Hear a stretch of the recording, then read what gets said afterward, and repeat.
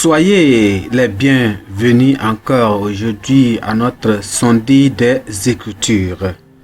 Un moment de rafraîchissement, d'être devant et au pied de notre Seigneur Jésus. Nous sommes sur la série dans le livre de Matthieu et nous considérons aujourd'hui Matthieu chapitre 25. Et vraiment, je suis tellement si ravi et content de ce que le Seigneur fait à travers ses études. Je suis tellement content aussi et ravi de ceux qui nous donnent des requêtes de prière et vraiment je suis tellement content de cela. Aujourd'hui nous sommes dans le livre de Matthieu chapitre 25. Avant que nous puissions y aller, ayons un mot de prière. Père, nous te remercions, nous te glorifions aujourd'hui pour ta parole, pour ta puissance, pour ton enseignement, pour ta parole dans notre vie. Ce qu'elle fait dans notre vie, c'est telle parole qui vient pour nous guider, pour nous rendre prêts pour ton avènement. Seigneur, nous prions que ton esprit, Seigneur, nous enseigne aujourd'hui. Quand nous allons regarder Matthieu chapitre 25, nous prions, Seigneur, que tu nous donnes l'intelligence, la sagesse, la grâce à obéir. Aide-nous, Seigneur, à être prêts, à se préparer pour ta venue. Que, Seigneur, quand tu viendras, tu ne veux pas venir nous rencontrer, Seigneur, non préparé. Nous prions que tu nous aides d'être préparés, d'être prêts, parce que c'est la raison pour laquelle tu as donné cette parabole, afin que nous puissions, Seigneur, être prêts et être préparés pour ta venue au nom de Jésus. Nous te remercions parce que tu nous as exaucés.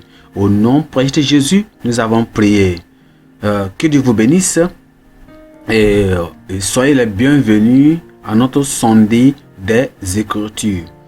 Alors nous allons voir ce que Matthieu chapitre.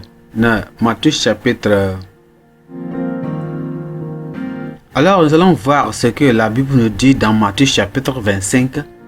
Dans Matthieu chapitre 25, nous allons voir ce que la Bible nous dit dans Matthieu chapitre 25. Alors la Bible dit: alors le royaume des cieux sera semblable à 10 vierges qui, ayant pris leur lampe, allèrent à la rencontre de l'époux. Alors, 5 d'entre elles étaient folles et 5 sages. Les folles, en prenant leur lampe, ne prirent point d'huile avec elles. Mais les sages prirent avec leur lampe de l'huile dans les vases.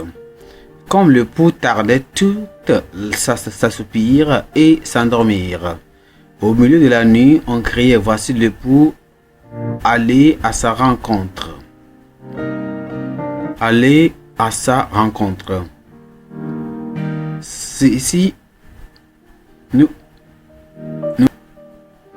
Alors, nous voyons que quoi? Le discours du monde des Oliviers contient des vérités solennelles sur le fin du monde, c'est-à-dire la préparation des croyants à l'enlèvement et à la seconde venue de Christ.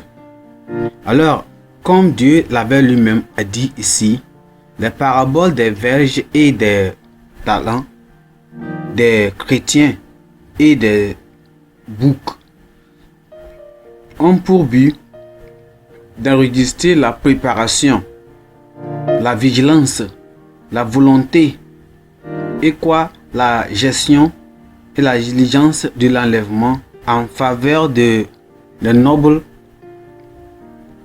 édifiantes. Donc, les paraboles des 10 vierges, des talents, des brebis et des boucs ont pour but d'enseigner la préparation, la vigilance, la probité, la gestion et la diligence. Et même l'engagement en faveur de la noble idéaux. Elles aussi présentent elles ont aussi pour but d'avertir les disciples de Christ d'éviter la négligence dans leur conduite et de leur service. Ces paraboles présentent quelques similitudes.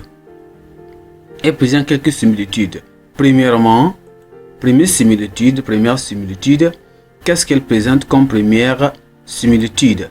Premièrement, nous voyons que chacune représente deux groupes de personnes au caractère différent. Premièrement, on voit les vierges sages et les vierges folles, les serviteurs fidèles et les serviteurs infidèles, les brebis et les boucs. Et alors, deuxièmement, il y a deux conséquences distinctes qui sont différentes. Pour le moment, on a la recommandation et la condamnation. Même, on a vraiment quoi? La recommandation et la condamnation. Et en deuxième position, on a quoi? La récompense et la réprimande. Et aussi, on a vu quoi? On a aussi la vie éternelle au ciel et le châtiment éternel en enfer. Et troisièmement, on voit aussi quoi? Que chaque parabole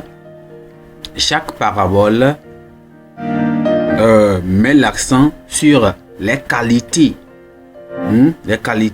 obligatoires pour recevoir les récompenses. Pour recevoir quoi? Les récompenses. Pour recevoir les récompenses.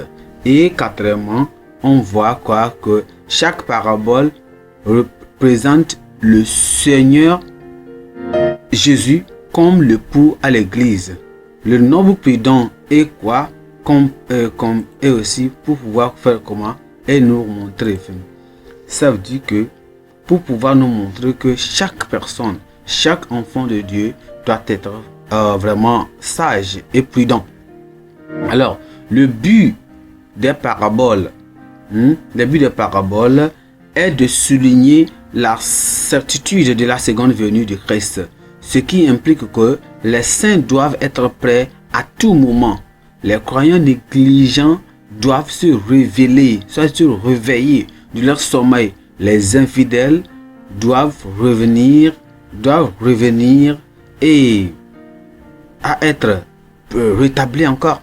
Tandis que les pécheurs doivent se repentir de leurs péchés en considérant, on dirait que il est attendu de chacun qu'il se prépare de manière adéquate pour rencontrer le Seigneur dès son venue, avant qu'il ne soit trop tard, avant que cela ne soit trop tard. Alors nous allons considérer dans notre étude d'aujourd'hui, comme nous allons le dire, dans notre étude d'aujourd'hui, nous considérons, comme nous sommes en train, qu'est-ce que nous sommes en train de considérer comme titre, bien thème aujourd'hui, c'est quoi? C'est les paraboles des 10 vierges et des talents. Les paraboles des 10 vierges et des talents. Et les paraboles, les paraboles des 10 vierges et maintenant quoi? Des talents. Nous allons voir 3 points ici d'abord pour pouvoir les considérer. Premièrement, on voit quoi? La préparation au retour, pour le retour du mariage. La préparation au retour du mariage. Et point numéro 2, on verra quoi? La reconnaissance de notre témoignage à Christ. La reconnaissance de notre témoignage à Christ. Et point numéro 3, on verra la récompense et la rétribution lors de la venue de Christ. La récompense et la rétribution lors de la venue de Christ. Allons au point numéro 1, qu'on verra au point numéro 1 qui est quoi? Qui est la préparation au retour du mariage. Au retour du mariage. Nous allons voir de Matthieu, on va retourner dans notre livre de lecture, dans notre texte de lecture, Matthieu chapitre 1 et 2. Alors le royaume des cieux sera semblable à 10 vierges qui, ayant pris leur lampe, allèrent à la rencontre de l'époux. Et 5 d'entre elles étaient folles et 5 sages. Alors les folles, en prenant leur lampe, ne prirent point d'huile avec elles. Mais les sages prirent avec leur lampe de l'huile dans des vases. Quand il quittait ce monde, quand le Seigneur quittait le monde, dès que le Seigneur voulait quitter le monde, en ce moment quand il quittait le monde, qu'est-ce que c'est?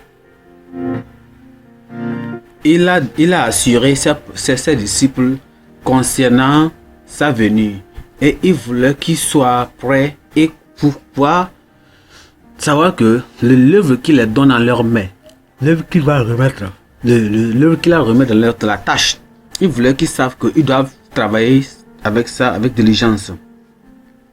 ils doivent se caser. Alors Christ a donné une parabole comparable à 10 personnes. Il a divisé en 2 parties, 5 sages et 5 folles. Voyez, et il a appelé ces personnes-là, ces sages et ces personnes. Il a dit quoi? Il a dit quoi? Que ce sont des saints. Ce sont des saints, ou bien ce sont des vierges. Pourquoi il les a dit saints des vierges? Les chrétiens aujourd'hui sont aussi comme, ils sont sous forme de quoi? Comme des vierges. Ils sont des vierges. Ils s'adressent spécifiquement aux croyants. Ça veut dire qu'ils s'adressent vraiment aux croyants. Les croyants représentent ici quoi? Ces vierges, plutôt ici. Ces 2 vierges ici représentent quoi? 2 catégories de croyants qui professent la foi en Christ et s'attendent à le rencontrer lors de son retour. Voyez, lors de son retour. Ceux qui croient à lui, ceux qui suivent au Seigneur Jésus-Christ, ceux qui croient au Père Seigneur et ceux qui savent qu'ils vont faire ce que Christ veut qu'ils fassent, ceux qui doivent obéir à la volonté de Dieu, ceux qui doivent marcher selon la volonté et ceux qui doivent faire exactement ce que le Seigneur les demande et obéir à la volonté. C'est ce qui était tellement important. Et il les a appelés quoi? Il les a appelés des vierges. Revenons dans 2 Corinthiens. Revenons dans 2 Corinthiens chapitre 11. 2 Corinthiens chapitre 11. Allons-y dans 2 Corinthiens chapitre 11. Vous allez voir que Dieu aussi donne cette comparaison. 2 Corinthiens chapitre 11. Chapitre 11, le verset 2. Et car je suis jaloux de vous d'une jalousie de Dieu, parce que je vous ai fiancé à un seul époux pour vous présenter à Christ comme une vierge pure. Une vierge pure à Christ. Comme une vierge achetée, fiancée à Christ. Vous voyez, chaque personne ici, chaque vierge était en ce moment, s'était préparé, était prêt pour rencontre de leur maître, de leur mari, de leur époux. Alors, c'est là que Christ les a dit, ils sont des vierges. Ils se préparaient et ils espéraient le retour de Christ. C'est comme aussi, nous aussi, nous sommes en train de rencontrer, nous sommes en train d'espérer quoi? Le retour de Christ. Alors, Christ viendra pour prendre son fiancé, son fiancé. Et la première catégorie, c'est les sages. Et la deuxième catégorie, c'était les folles. Pourquoi? Tous, ils avaient des lampes. Mais qu'est-ce qui a rendu les autres personnes, les autres catégories folles et d'autres sages? C'est parce que les autres qui étaient folles, on a dit qu'ils étaient folles parce que ces folles-là n'avaient pas quoi? Elles n'avaient pas de l'huile. Elles n'avaient pas de l'huile. Elles n'avaient pas quelque chose qui devait les guider à continuer à brûler, à les rendre éveillés. Alors, mais ils ont suivi Christ. Ils ont suivi Christ partout. Ils ont fait tout, n'importe où. Regardez ce que l'Apocalypse nous dit. Regardez ce que l'Apocalypse nous dit ici. Revenons dans l'Apocalypse chapitre. Revenons. On va voir ce que l'Apocalypse dit concernant ceci. Apocalypse chapitre 14. Apocalypse chapitre 14, le verset 4. Il dit quoi? Ce sont ceux qui ne sont pas souillés avec des femmes, car ils sont vierges. Voyez, ce sont ceux qui ne sont pas souillés avec des femmes, car ils sont vierges et ils suivent l'agneau partout où il va. Ils ont été rachetés d'entre les hommes comme des prémices pour Dieu et pour l'agneau. Revenons dans Matthieu chapitre 25. Le verset, regardez, le verset 3 et le verset 3 et 4. Ici, le verset 3 et 4. Il a dit quelque chose encore concernant ce même verset. Il a dit quoi? Il a dit: les folles, en prenant leur lampe, ne prirent point d'huile avec elles. Et c'est là où le commencement de la folie commence. Ils ont pris leur lampe. Ils ont pris leur lampe, mais ils n'ont pas pris d'huile. Qu'est-ce qui va les garder à brûler? Oui. Et dans le verset 4, il dit quoi? Mais les sages prirent avec leurs lampes de l'huile dans les vases. Voyez? ce n'est pas tout le monde qui est appelé enfant de Dieu qui est sage. Si ces personnes, on a dit qu'ils étaient sages, mais d'autres étaient folles. Ils ont quitté la foi. Ils ne font que marcher d'une manière lacatisticale. Ils ne font que faire de n'importe quoi. Ils peuvent même rétrograder. Ils peuvent même perdre la voix. Alors, mais Christ a dit quoi? Il dit, Christ dit quoi? Ils n'ont pas pris d'huile avec elle. Et c'est ce qu'un doit, enfant de Dieu, nous devons vraiment regarder. Nous devons vraiment observer. Pour que nous allons nous assurer que on prend de l'huile. Qu'est-ce que la Bible dit concernant l'agneau? Qui est l'agneau? Il dit l'agneau. Qui est l'agneau?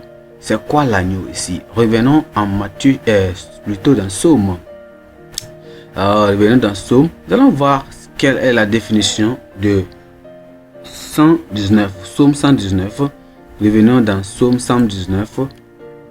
On va voir quel est le Psaume 119. Nous allons lire le verset 105. Psaume 105. On va voir quoi? Qu'est-ce qu'il apporte? Le verset 1 dit quoi? Il dit: ta parole est une lampe à mes pieds et une lumière sur mon sentier. Voyez ceci? Ta parole est une lampe à mes pieds. La parole de Dieu c'est une lampe. C'est une lampe. La parole de Dieu est une lampe qui nous illumine. Et sans la lumière et sans cette parole, on ne peut pas voir à travers la sombreté. Comment peux-tu rencontrer l'agneau, le Seigneur, sans la lumière, sans la parole de Dieu? Comment tu peux rencontrer le Seigneur? Comment tu peux connaître le Seigneur? Comment tu peux marcher avec le Seigneur sans avoir sa parole en toi, sans savoir sa parole? Nous devons vraiment avoir sa parole, et en ayant sa parole qui sera pour nous quoi? Une lampe à nos pieds. Et c'est elle qui sera comme une lampe, et cette lampe là va nous illuminer. Je prie que le Seigneur nous aide à garder sa parole au nom de Jésus. Revenons dans Proverbe chapitre 6, le verset 27. Il dit quoi? Ne la convoitise pas dans ton cœur pour sa beauté, et ne te laisse pas séduire par ses paupières. Garde sa parole, la lumière pour nous guider, cette lumière pour nous aider, pour nous enseigner, parce que on ne sait rien, on ne connaît rien, et c'est cette parole, c'est la parole de Dieu. Et maintenant on va voir maintenant la lumière, c'est plutôt premièrement, revenons maintenant pour voir ce qu'on appelle l'huile. C'est quoi l'huile? Ici, ils en parlent ici de l'huile. C'est quoi l'huile ici? Qu'est-ce qui symbolisait l'huile ici? C'est quoi l'huile? Revenons dans 1 Samuel. 1 Samuel. Nous allons lire le chapitre 16 plutôt. 1 chapitre 16. Nous allons à partir du verset 13. 1 Samuel chapitre 13. Nous allons à partir du verset 13. On va voir. Il dit quoi? Samuel prit la corne d'huile et loignit au milieu de ses frères. L'esprit de l'Éternel saisit David. À partir de ce jour-là, dans la suite, Samuel se leva et s'en alla à Kama. Voyez, on parle ici, l'huile ici représente dans le Nouveau Testament l'Esprit de Dieu. Voyez, quand Samuel a répandu l'huile sur ces frères-là, qu'est-ce qui s'est passé? L'Esprit de Dieu a commencé à se manifester. C'est l'Esprit de Dieu. Ici, rien ne va nous profiter si on n'a pas l'Esprit de Dieu. Ouais. Quand l'Esprit de Dieu, l'onction vient de Dieu. L'Esprit de Dieu, l'huile, ça vient de la parole de Dieu. L'onction vient de la parole de Dieu. Quand nous écoutons la parole, est-ce que vous écoutez la parole de Dieu? Est-ce que vous prenez le temps à écouter la parole de Dieu, à étudier la parole de Dieu, à manifester, à laisser cette parole-là être en vous? C'est elle qui est l'Esprit de Dieu. Cette huile-là, c'est elle qui va venir dans vous. Cette huile-là, c'est elle qui viendra en vous et va vous nourrir et va vous instruire et vous serez oint au nom de Jésus.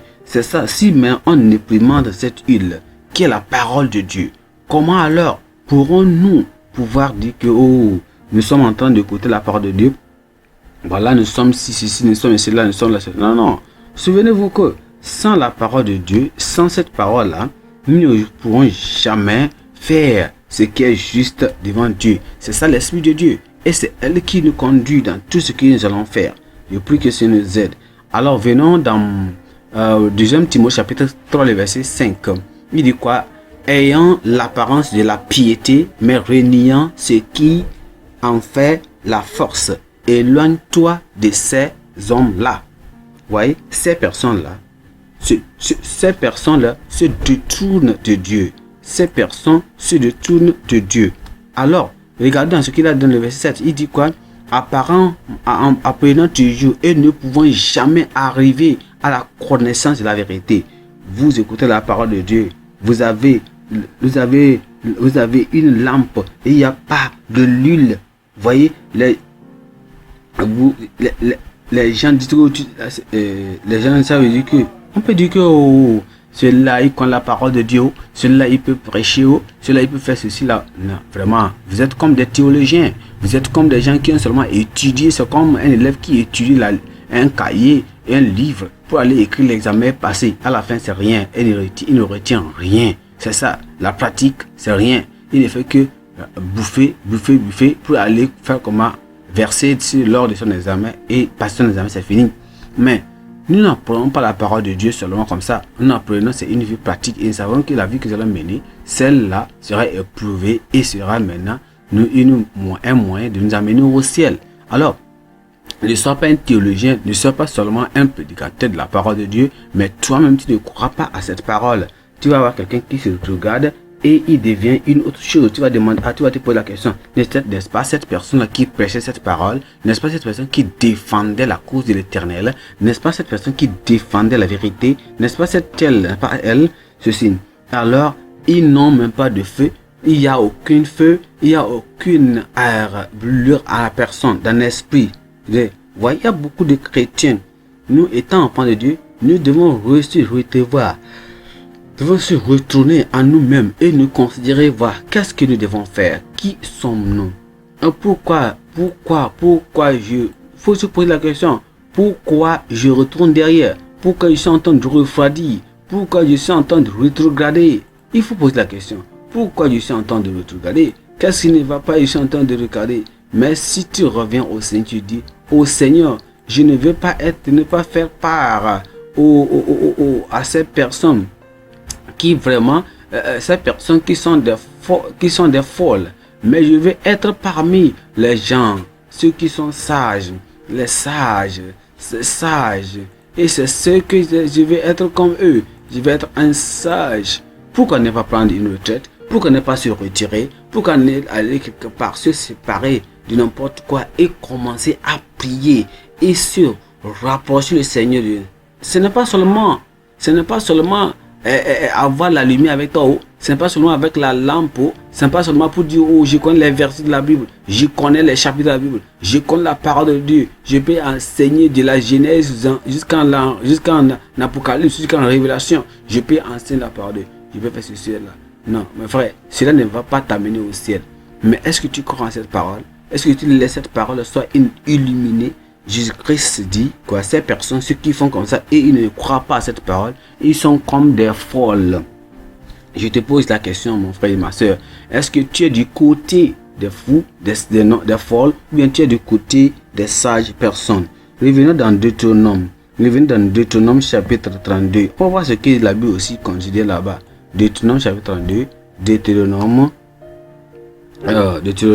chapitre 32. Voir aussi que la Bible dit que concernant, vous voyez, Deutéronome chapitre 32, verset 6, verset 6, disons verset 6, Deutéronome chapitre 32 plutôt, et ça va voir aussi la même chose pour appliquer ce que nous venons. Et dit quoi? Il dit, est-ce l'Éternel que vous en rendez responsable, peuple insensé et déprouvé de la sagesse? N'est-il pas ton Père, ton Créateur? N'est-ce pas lui qui t'a formé et qui t'a affermi? Revenez dans le verset 29. Verset 29. Verset 29, il dit quoi? Il dit, ah, s'il était sage, s'il était sage, voici ce qu'il comprendrait et il penserait à ce qui leur arrivera. Voyez? C'est parce qu'on ne considère pas nos derniers jours. On ne considère pas ce qui va se passer à nous au dernier jour. Il faut t'examiner et corrige toutes les choses auprès de toi. Et corrige toutes les choses autour de toi. Pour que revenons dans Matthieu chapitre, Matthieu de notre texte, Matthieu le verset 5. Matthieu 25, le verset 5. On va la Bible dit quoi? Comme l'épouse tardait, toutes s'assoupirent et s'endormirent. Au milieu de la nuit, on criait, voici l'époux, allez à son rencontre. Verset 7, il dit, alors toutes ces vierges se réveillèrent et préparèrent leurs lampes. Les folles dirent aux sages, donnez-nous de votre huile, car nos lampes s'éteignent. Alors les sages répondirent, non, il n'y en aurait pas assez pour nous et pour vous. Allez plutôt chez eux qui en vendent et achetez-en pour vous. Maintenant, pendant qu'elles allaient en achetant, voyez, définitivement ça va arriver. Un jour, la trompette, la trompette va sonner. C'est qui, nous qui sommes aujourd'hui sur cette terre encore, nous sommes en train d'espérer la venue de notre Seigneur Jésus-Christ, la seconde venue de notre Seigneur Jésus-Christ, en espérant dire que le Seigneur va venir. On espère l'intérieur. La Bible dit que quoi? Pendant qu'elles allaient en acheter, l'époux arriva et on dit s'écria, on dit quoi? On dit s'écria pendant qu'elle allait en achetant, l'époux arriva. Celles qui étaient prêtes entrèrent avec lui dans la salle de noces et la porte fut fermée. Souvenez-vous que pendant qu'il devait venir, ces personnes-là, ces folles, ont demandé aux sages, oh, pouvez-vous nous donner un peu d'huile pour que nous puissions aussi mettre dans notre lampe? Non, mon frère, non, ma soeur, non, mon frère, ma soeur, la grâce de ton mari, l'onction de ton mari ne peut pas être appliquée à toi. Désolé, ma soeur, désolé, ma chère. La lumière, la force, l'onction de ton père ne peut pas être transmise à toi, mon fils, à toi, son fils, à toi, la fille de son père et ta mère. Toi, la maman, ton notion, ta grâce ne peut pas être transférée à ton enfant, à ton fils, à ta fille. Alors, nous devons être tous prêts. Nous devons être tous prêts et espérer, prier et être prêts à sa rencontre. Regarde ce qu'elle a dit dans le verset 10. Elle a dit quoi? Allez-y acheter. Le verset 9, il dit allez-y acheter. Non, nous ne pouvons pas vous donner quelque chose. Nous avons mesuré ce que nous avons. Nous avons mesuré ça. Va acheter aussi pour vous-même. Allez-y. Le moment est le temps est déjà tellement tard. Il est tard de la nuit. Est-ce que au lieu de le faire, vous devez le faire pendant qu'il est temps? Parce que le moment où la trompette sonnera, le temps ne sera plus. Le temps ne sera plus. Le temps ne sera plus. Et si tu ne fais pas attention, le mariage, la fête des noces commencera et tu seras encore derrière. Il dit quoi? Il fit un cri. Il fit un cri. Et ils couraient. Ils allaient pour acheter quoi? Leur huile. Il dit, pendant qu'elles allaient, ils sont partis courir pour aller acheter de l'huile. Ils sont partis pour acheter de l'huile. Est-ce que, mon frère et ma soeur, vous êtes en train vous entendez jusqu'au moment où la trompette sonnera, afin que vous ne vous soyez, vous ne vous rendez prêts, afin que vous ne vous préparez, afin que vous soyez prêts, afin que vous apprêtez? Non, préparez vous-même. Soyez prêts au moment où la venue de l'époux est tellement si proche. Comme c'est que le prix que le Seigneur vous aide à être sage, comme c'est sages, ces 5 sages. Le Seigneur nous appelle aujourd'hui à être sages, acheter de l'huile pour vous quitter. Pourquoi toujours ne pas se quitter toi-même, aller avoir une retraite de soi-même, une séparation de soi-même. Et tu connais, vous connaissez vous-même. Vous savez que je ne suis pas en lumière, je ne suis pas dans la fermeture, je ne suis pas tellement commis au Seigneur. Vraiment, ce que je fais, vraiment, ce n'est pas tellement commis. Qu'est-ce que je vais faire? Pourquoi? Qu'est-ce qu'il doit faire? Va auprès du Seigneur, dis, il faut aller acheter toi-même, achète, va derrière, retraite toi-même, sors, abandonne tout ce que tu fais là, sors, c'est cela qu'on appelle la retraite. Il faut se retraiter, viens, sépare-toi, se mettre à l'écart et il faut t'analyser soi-même, analyse soi-même, regarde ta vie, oh Seigneur, regarde ma vie, Seigneur, sonde-moi et prépare-toi et sois assuré que, parce que tes activités, tes fonctions, ta position, tout ce que tu fais à l'église, ici et là, ne va pas t'amener au ciel. Mais ta relation avec Christ, ta relation avec Dieu, est-ce que tu es prêt? Est-ce que tu es sûr que quand le Seigneur Jésus-Christ viendra aujourd'hui, tu iras au ciel? C'est la question qu'il faut se poser toujours. Lorsque tu es prêt, lorsque tu es assuré, avec la conviction du Saint-Esprit, avec la conviction de l'Esprit de Dieu en toi que oui, je suis prêt à être enlevé. Si Jésus-Christ viendra aujourd'hui, j'irai avec lui. Là, il n'y aura pas de problème. C'est après la parole de dire, allez-y acheter. Allez-y acheter. Va acheter auprès du Seigneur Jésus-Christ ta lumière, sa sagesse, ta sainteté, ta pureté.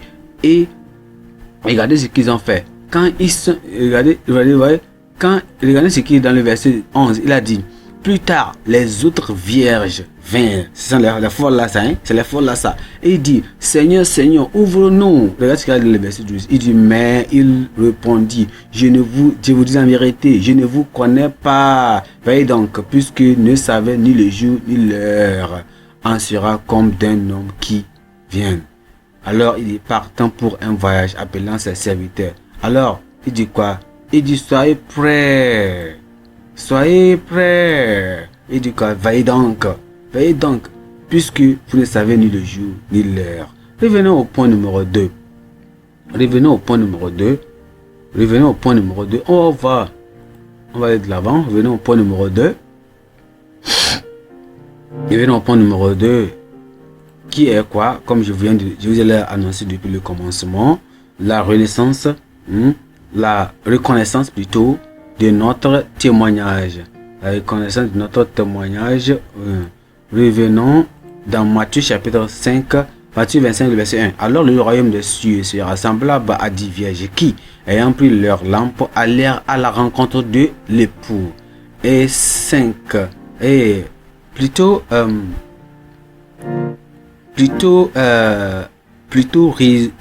lisons Matthieu chapitre 25 à partir du verset 14.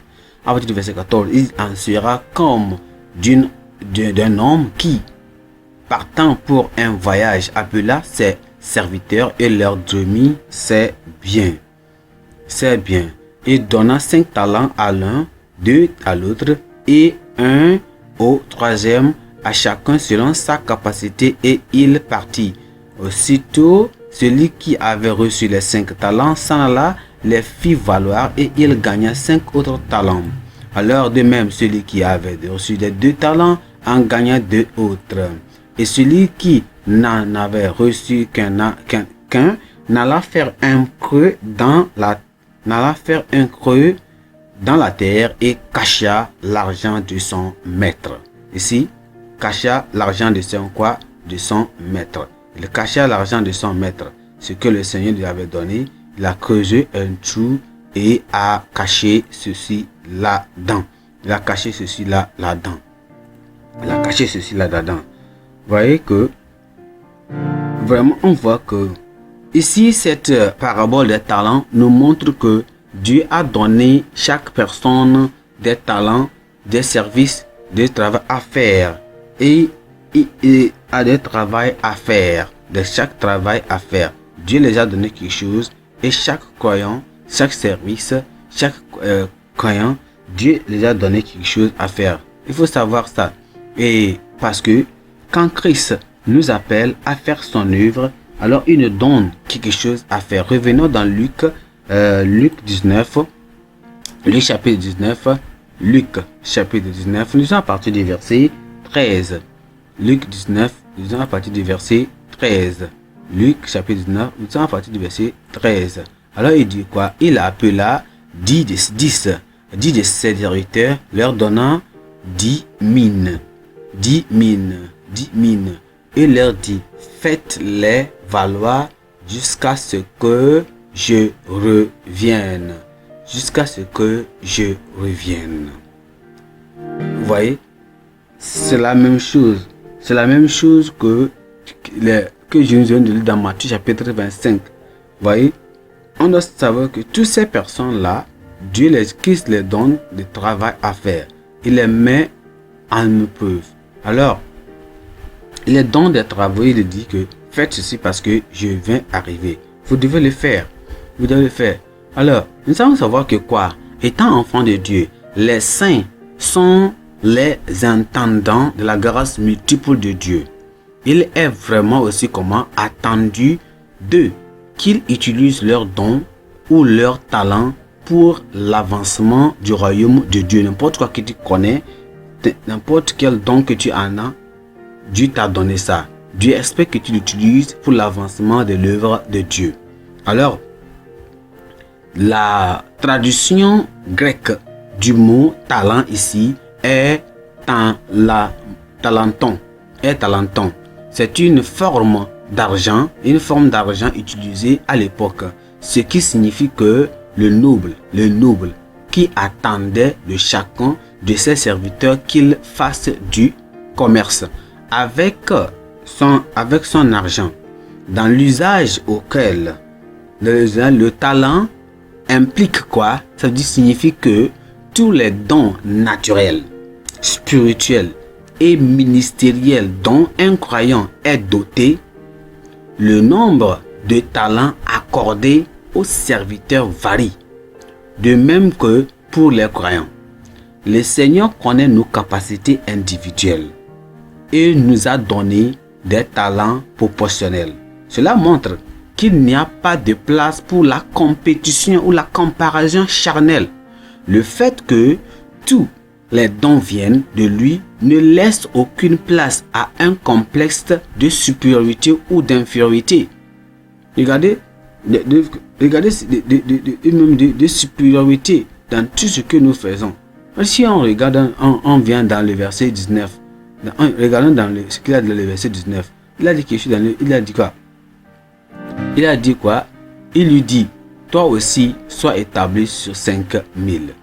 Toi aussi, sois établi sur 9000.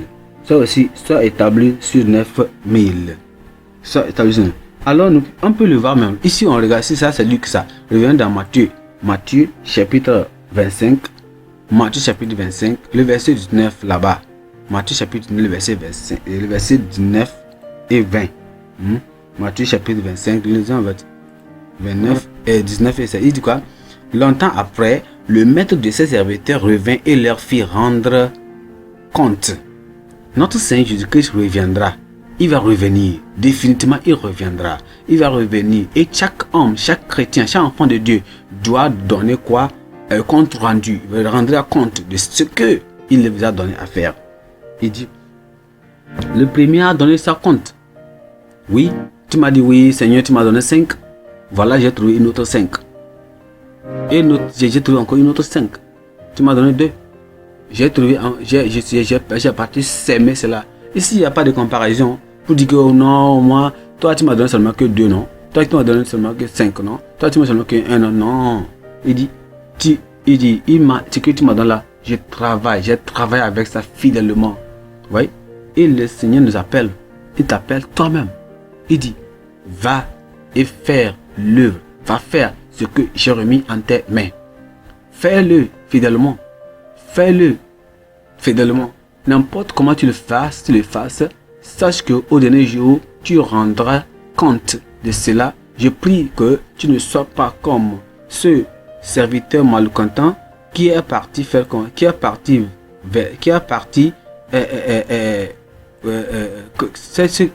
faire comment? Ce dernier là qui est parti qui en a donné un talent et il est parti faire comment? Creuser un trou et a enterrer ce talent. Je prie que le Seigneur nous aide. Christ veut que nous adorons, que nous pouvons accroître son royaume en travaillant. Vas-y, là où que tu as perdu, là où que tu as caché ce talent, vas-y et le creuse. Et dis Seigneur, je reviens vers toi. Que le talent que tu m'as donné, le don que tu m'as donné, je reviens vers toi. Et je viens pour reprendre mon talent que j'avais fermé, j'avais creusé et même enterré. Je reviens et je vais le recreuser, l'enlever pour que ce qui en est la bénédiction, que je puisse le recevoir au nom de Jésus. C'est ça que le Seigneur veut que nous fassions. Nous devons y aller et recreuser tout ce que nous avons, tout talent que Dieu nous a donné, afin que nous puissions être encore en relation avec le Seigneur, pour que notre compte au dernier jour soit bien et propre au nom de Jésus. Nous venons dans Matthieu chapitre 25. Nous à partir du verset 28. Il dit, ôtez-lui donc le talent et donnez-lui à celui qui a les 10 talents. Et dit, car on donnera à celui qui en a et on sera dans l'abondance. Mais à celui qui n'en a pas, on nous dira même ce qu'il en a. Et on en a. Et le serviteur inutile, jetez-le dans les ténèbres du dehors où il y aura des pleurs et des grincements de dents. Il y a un jour de compte rendu, un jour de jugement arrive, que nous allons rendre compte au Seigneur. Je prie que tu ne seras pas parmi ces personnes, parmi ces croyants, celui qui a vraiment enterré son talent, son don que Dieu lui avait donné. Et le Seigneur va nous rembourser comme il a dit à son serviteur. Il dit, et le Seigneur lui a dit, il dit, bien fait, toi tu es un bon serviteur, viens. Tu as été fidèle, à travers tout ce que je t'enseigne, tout ce que je t'ai donné. Alors je te rendrai chef sur 5000. Je prie que cela soit appelé de toi. C'est ce que moi je vais écouter au dernier jour. C'est ce que moi je veux que le Seigneur me dise au dernier jour. Je ne sais pas de toi. Je veux que le Seigneur me dise au dernier jour, bien fait, tu as un travail, viens. Tu es un bon serviteur, viens et reçois ta récompense. Point numéro 3, rapidement, on considère la récompense et la rétribution lors de la venue du Christ. La récompense et la rétribution lors de la venue de Christ. Revenons dans notre texte de lecture dans Matthieu chapitre 25. Matthieu chapitre 25, nous lisons à partir du verset. Matthieu chapitre 25, nous lisons à partir du verset 31. À partir du verset 31. Il dit quoi? Lorsque le Fils de l'homme viendra dans sa gloire avec tous les anges, il s'assiera sur le trône de sa gloire. Et alors, vers 32, il dit, toutes les nations seront assemblées devant lui et séparées les uns avec les autres, comme le berger sépare les brebis d'avec les boucs. Et il mettra les brebis à sa droite et les boucs à sa gauche. Alors le droit dira à ceux qui seront à sa droite, venez vous qui êtes bénis de mon Père, prenez possession du royaume qui vous a été préparé dès la fondation du monde. Et le Seigneur va revenir. Il va revenir. Et il va venir avec ces personnes. Et sa première venue, il était venu premièrement en l'humilité. Voilà. Sa première venue était en l'humilité. Mais sa seconde venue ne sera pas comme cela. Cela signifie la certitude, la seconde venue de Christ. Il viendra dans sa gloire. Sa première venue, comme je viens de le dire, sa première venue était dans l'humilité. Sa première venue il est venu dans l'humilité. Il est venu dans l'humilité. Mais dans l'humilité, mais la seconde venue sera avec puissance et grande gloire. À sa venue, les saints seront récompensés avec leur justice. Mais les pécheurs seront punis par leurs péchés et leur méchanceté, quel que soit leur pouvoir, leur position et leur popularité. Alors, qu'est-ce que nous devons savoir? Dans Matthieu chapitre 25, le verset 32, Matthieu 25, nous allons partir du verset 32, comme Christ lui-même l'a dit ici, verset 32, il dit quoi? Verset 32, il dit quoi? Toutes ces nations seront assemblés devant lui et il séparera les uns d'avec les autres, comme le berger sépare les brebis avec les boucs. Ici,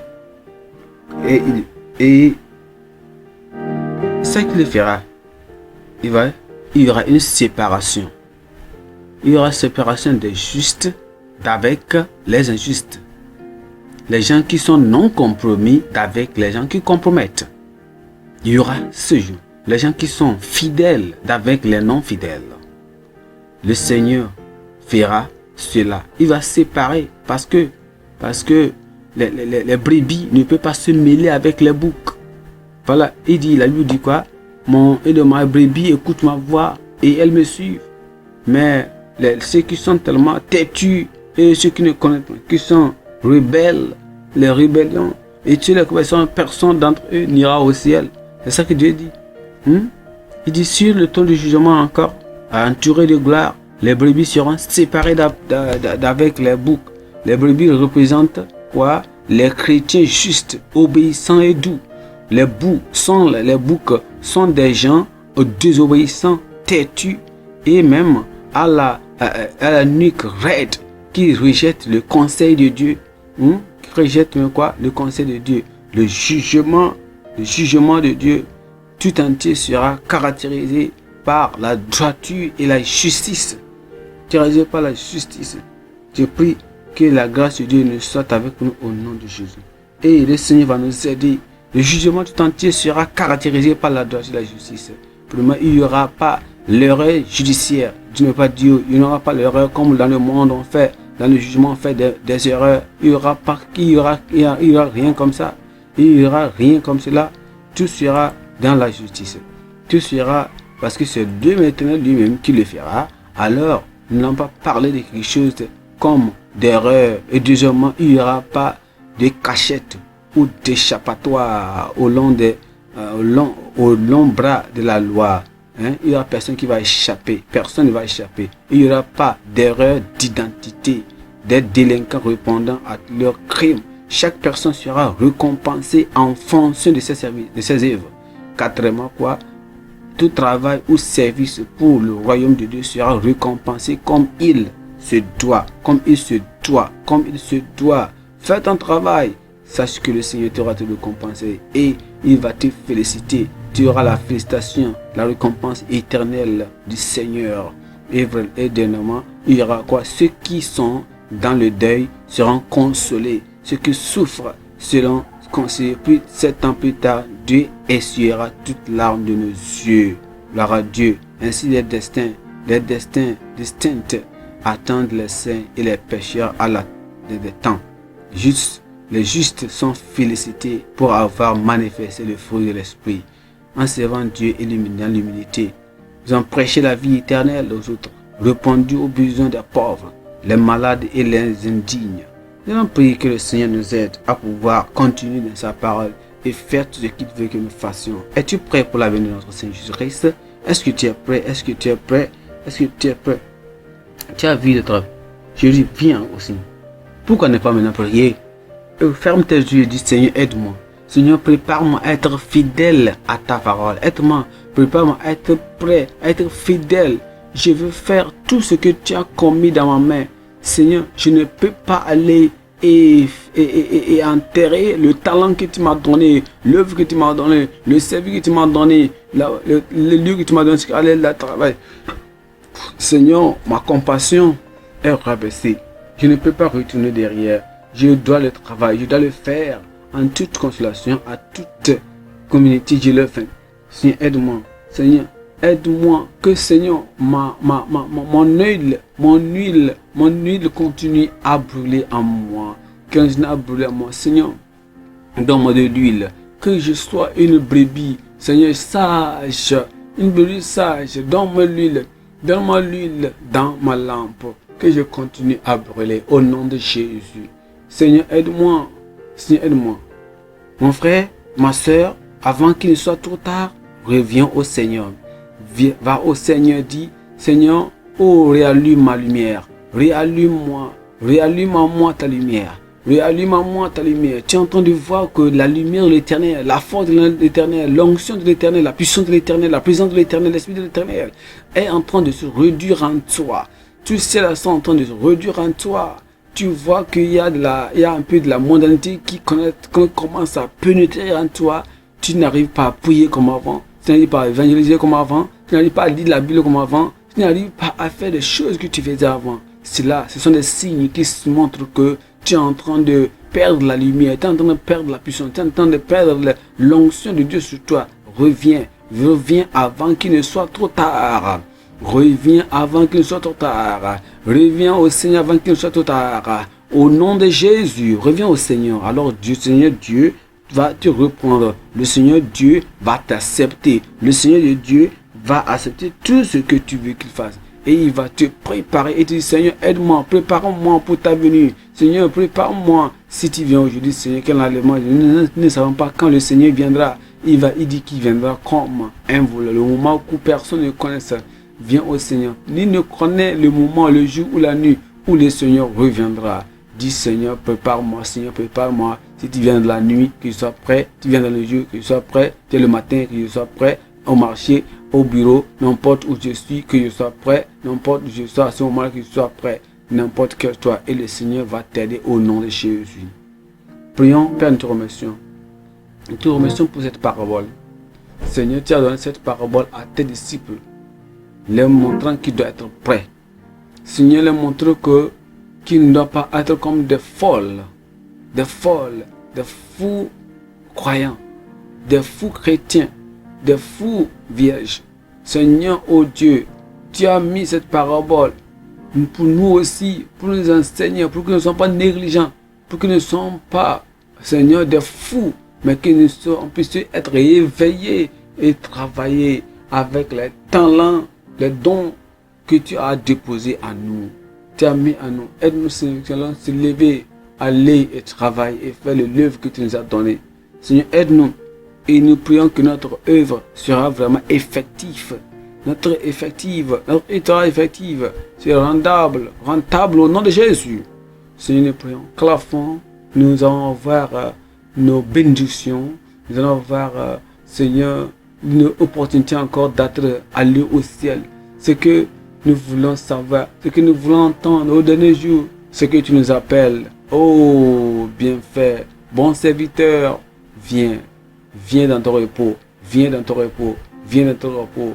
Bon serviteur, viens dans ton repos, viens en ton repos. C'est ce que nous voulons entendre, ce que nous voulons écouter. Nous voulons entendre de toi au dernier jour. Aide-nous, Seigneur, à être éveillés, être des gens de prière, des gens qui sont tellement, qui se tiennent sur la parole et sur la vérité. Remplis de nous, remplis en nous ton esprit, remplis-nous ton esprit, remplis-nous ton onction, remplis-nous, Seigneur, de tenue et conduis-nous dans ta vie, dans la vie de chrétienté, dans la vie de justice, dans la vie qui va nous aider, Seigneur, à ne pas rater jamais, Seigneur, ta venue au nom de Jésus.